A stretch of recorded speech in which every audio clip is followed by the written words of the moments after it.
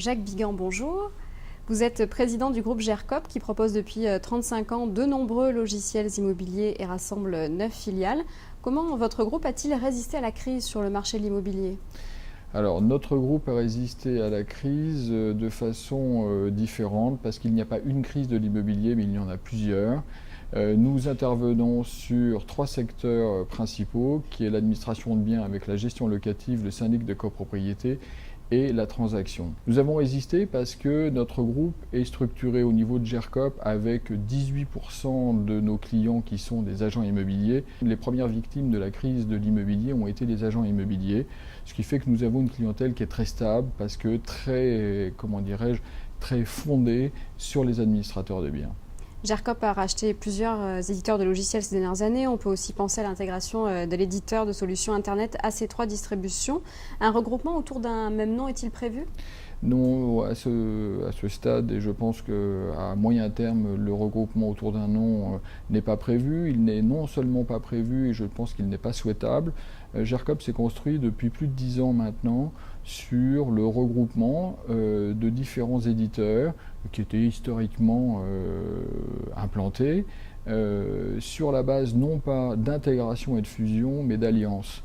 Ces éditeurs, qu'ils soient Crypto, Imosoft, Logic, AC3, GLI, étaient des éditeurs qui sont créés il y a 35 ans, 25 ans, 20 ans, 10 ans pour AC3, mais se sont créés avec des vraies spécificités, des vraies identités de marque. Et nous souhaitons conserver ces identités de marque pour développer le groupe au sein d'une alliance qui est l'alliance du groupe. Dans quel pays êtes-vous présent ? Nous sommes présents évidemment en France, nous sommes très bien implantés au Luxembourg, nous démarrons une implantation en Belgique, nous sommes présents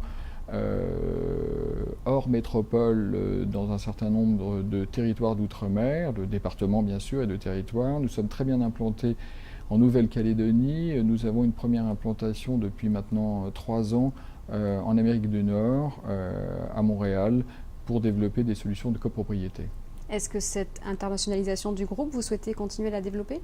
Oui, l'internationalisation du groupe, nous souhaitons la développer et continuer à la développer. Et nous commençons maintenant à nous implanter en Afrique subsaharienne, qui, vu de France, paraît éloigné, est un marché extrêmement prometteur.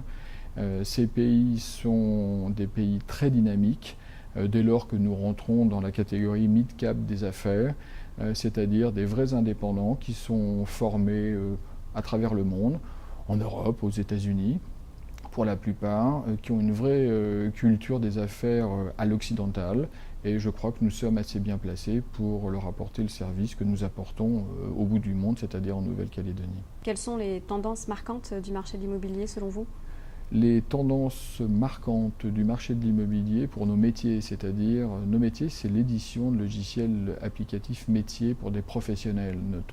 Notre domaine sont les professionnels de l'immobilier et la tendance marquante, pas les tendances, mais la tendance est la dématérialisation de l'information. Et c'est ce que nous développons depuis des années, c'est-à-dire que tout est dématérialisé maintenant. Alors ça ne va pas être fait du jour au lendemain pour 100% des clients de nos clients, mais ça va être fait progressivement. Alors nous avons développé, avec une petite filiale qui s'appelle EIK, depuis des années, la dématérialisation des envois, du recommandé, qui n'a pas encore valeur légale, mais qui à un moment ou un autre va l'avoir, et nous sommes prêts.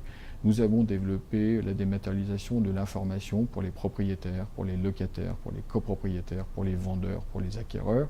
Nous allons développer tout ce qui est dématérialisation autour d'évolutions réglementaires extrêmement importantes bancaires, qui est la nouvelle norme SEPA de prélèvement.